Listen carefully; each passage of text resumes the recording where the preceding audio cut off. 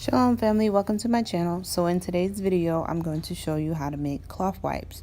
The materials I'll be using are receiving blankets, scissors, a rotary cutter, and my sewing machine. Okay, so first I want to start by apologizing because sometime throughout this video, you all are going to hear some type of noise in the background. Sorry about that. Y'all know I have kids and y'all know how they do. So my bad. But here I have my receiving blanket. You don't have to use a receiving blanket with this project. You can use whatever material you like. I would recommend using a soft material because it will be used on your baby's bottom. But I have my receiving blanket laid out. I folded it, and after you fold it, you want to make sure that you get all the wrinkles out. You don't want to have any wrinkles. You want to make sure as even as you can possibly get it. You can even take it a step further and iron it if you like. But I folded it again, and I'm going to fold it one more time. Now that you have it folded, you want to proceed to cutting. So you open it up and you cut along that fold. Okay, my scissors were dull and it was a struggle trying to cut this. So instead of doing that, I just went ahead and used my rotary cutter instead. If you have good scissors, I'm sure you won't experience this problem.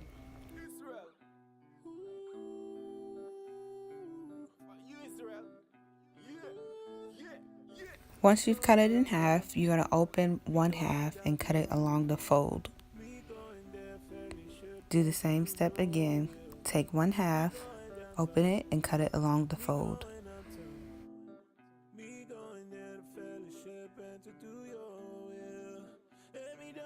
Now you're going to do the same steps with the other half. If you're using a receiving blanket like I am and you have the curved corner, you want to make sure that you pair those two up. If you're working with a curved corner, you want to face them inside out, so the print sides would face each other.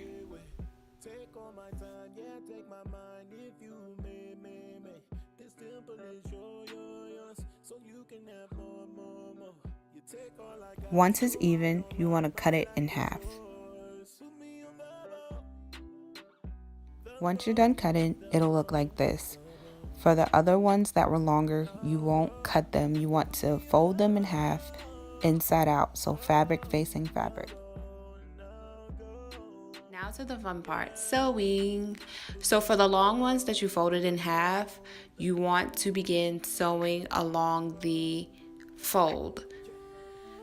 Make sure you use a zigzag stitch because if you use a straight stitch, that will break when you move on to the next steps. So just sew along each side, and when you get to the end, you're going to leave a big enough gap because you're going to have to turn it inside out later on.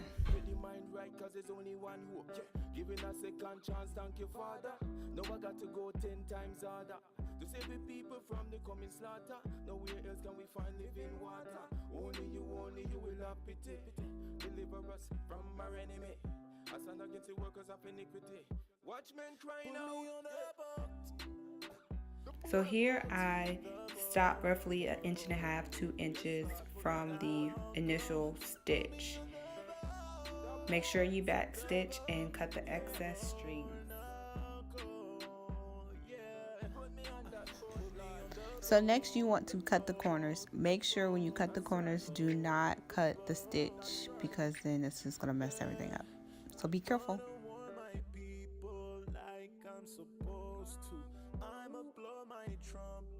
Once the corners are cut, you want to open the gap and flip the wipe inside out.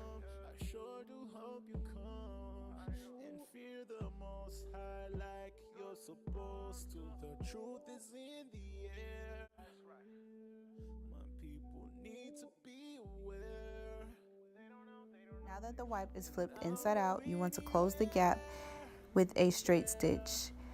Once the gap is closed, you want to proceed to continue with that straight stitch along each side. Once you finish this step, you are officially done. You have made your first cloth wipe. Yay!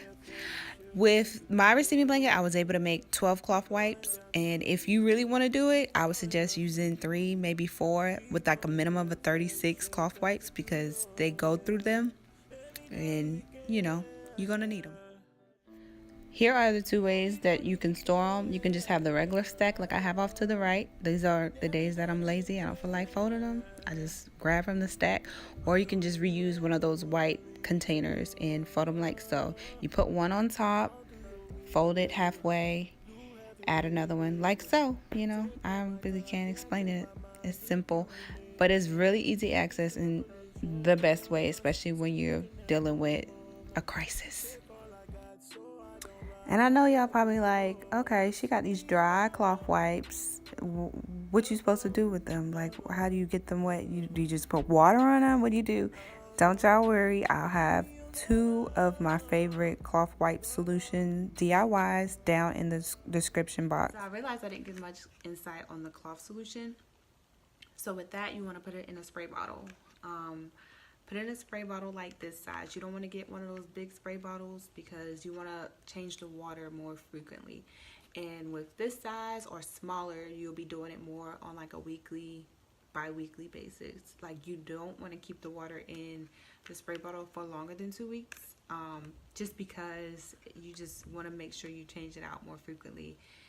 Just to be, you know, more cautious when it comes to your baby's bottoms. With the water, I boil the water to kind of get rid of all impurities.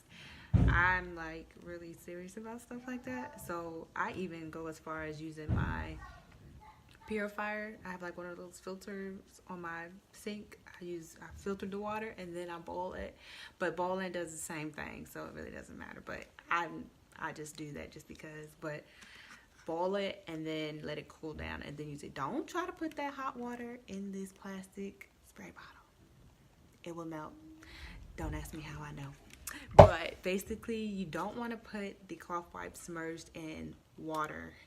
Do not do that because that will cause mildew, that will cause bacteria, and you don't want to have those issues when it comes to your little ones. So make sure you do not do that. Just use the spray bottle with your wipes every time you need it. I hope you all enjoyed my video. Like, comment, and share, and stay tuned for more cloth diaper videos.